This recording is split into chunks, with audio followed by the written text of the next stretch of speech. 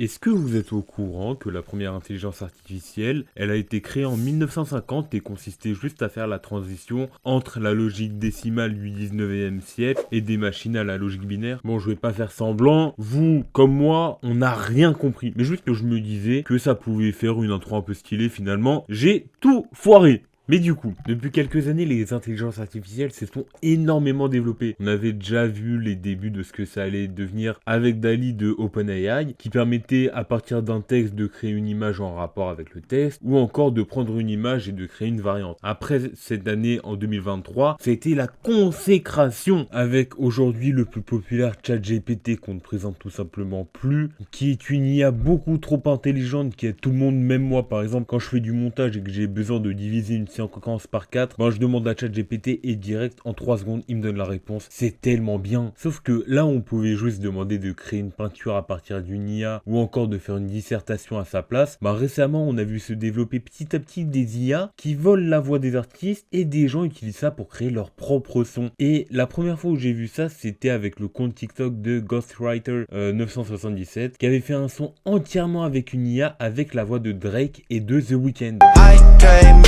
My ex like Celine or the flex, bumping Justin Bieber, the fever and left, she know what she need or she blessed.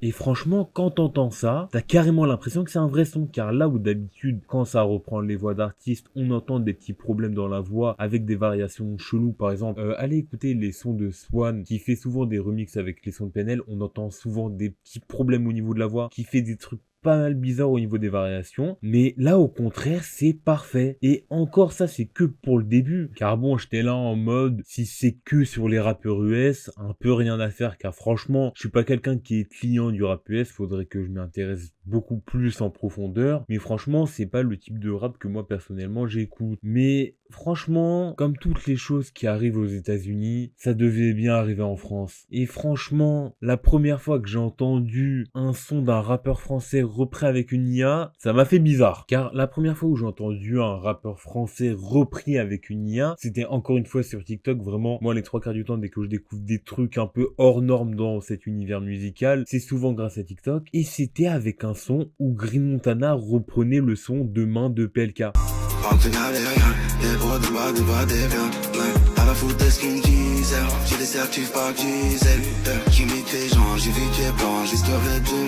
Et là, pour le coup, contrairement au son avec Drake et The Weeknd, on entend des petits problèmes au niveau de la voix. Je sais pas si vous allez pouvoir le remarquer, mais si je vous mets d'un côté le son de Green Montana et d'un côté le son de The Weeknd et Drake, vous allez comprendre qu'il y a un problème. Puis, sachant que on est à peine au tout début, en mode ça fait à peine quelques mois qu'on commence à voir ce genre d'IA, ben, je vous laisse bien imaginer dans le futur, quand les IA arriveront à totalement recréer les voix des artistes à la perfection, sans aucune variation justement chelou. Et encore, je pense qu'on n'en est pas si loin que ça. Car par exemple, il n'y a pas si longtemps que ça, il y a à peine 1 ou 2 semaines, je crois, il y avait une petite hype qui était en train de se créer sur Twitter sur un pseudo retour de PNL avec un solo de NOS qui s'appellerait Simba 2, qui est un son qui est très attendu par les fans étant donné que Mowgli 1 a eu sa suite avec Mowgli 2 qui sont tous les deux des solos de Ademo. Ben là, la suite logique, ça aurait été Simba 2 avec NOS justement. Et autour de cette hype était notamment concentré un tout petit extrait. On pouvait entendre ce qui semblait être NOS. Sauf que selon certaines théories que je pense très probables, ce serait notamment des reproductions avec une IA. Et franchement, je crois qu'il y a un petit programme d'intelligence artificielle avec la voix d'NOS qui est en train de traîner sur Twitter. Bonne chance pour le trouver. En tout cas, je pense que vous pouvez le trouver rapidement. Mais en tout cas, ces derniers temps, on entend beaucoup d'extraits où NOS reprend des sons à gauche à droite. Par exemple, on a pu l'entendre sur Dieu ne ment jamais de Damso.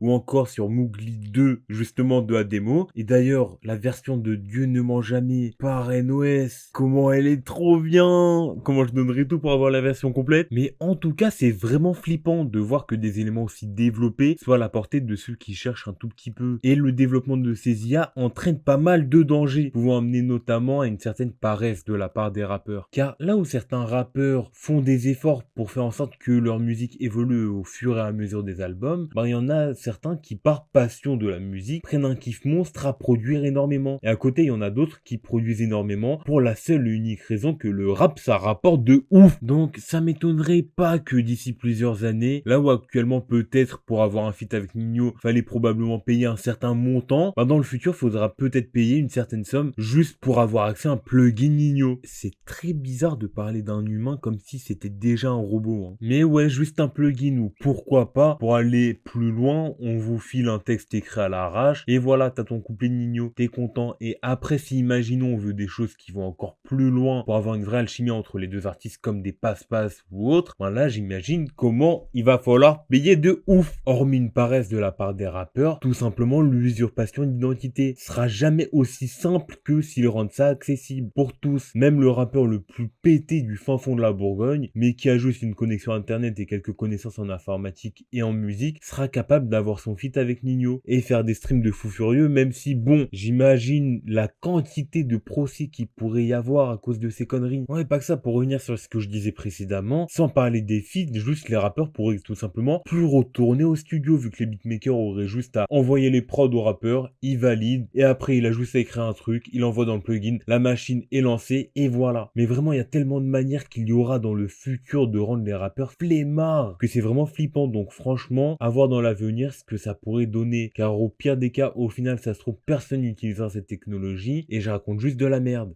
Bon, et c'est la fin de la vidéo, n'hésitez pas à liker, commenter, partager et abonnez-vous pour de prochaines vidéos. J'en ai aucune idée si j'arrive à sortir cette vidéo dans les temps, si j'arrive à la sortir dans les temps, je suis trop fort, et si j'arrive pas à faire dans les temps, dommage, hein. Voilà, bon vas-y, c'était moi, allez, ciao.